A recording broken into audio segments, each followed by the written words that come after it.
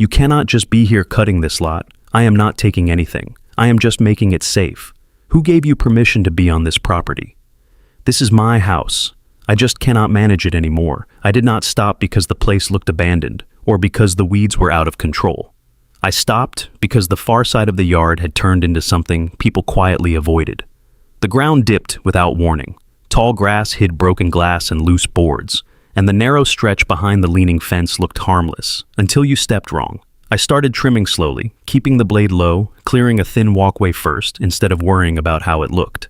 A neighbor from across the street walked over, her voice already tense before I could say a word, asking what I thought I was doing and reminding me it was not my property. I tried to explain I was just making it safer, but she had already made up her mind. A patrol car pulled up along the curb minutes later, gravel crunching under the tires. The officer stepped out and asked what was going on. The neighbor spoke first, saying no one had permission and that something didn't feel right. Then movement came from the back porch. An older man stepped into view, thin, shoulders slightly hunched, wearing a worn jacket that hung a little too loose. He didn't interrupt, just stood there quietly, hands clasped together like he didn't want to cause trouble.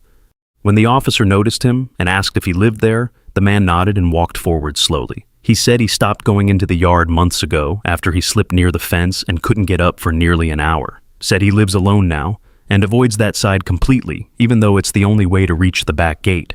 The officer looked down at the strip I had already cleared, then back at the man. His expression shifted. He said there was no issue and that the work could continue. The neighbor went silent. I kept going, clearing away what no one else wanted to deal with, turning something people feared into something simple, just a path you could walk without thinking. When I packed up, the man thanked me quietly, not for how it looked, but for giving him part of his home back. It made me realize something. Sometimes the real danger isn't what you see. It's what people stop using, because they're afraid of falling again. If this made you think, like it, share it, and comment what you would have done.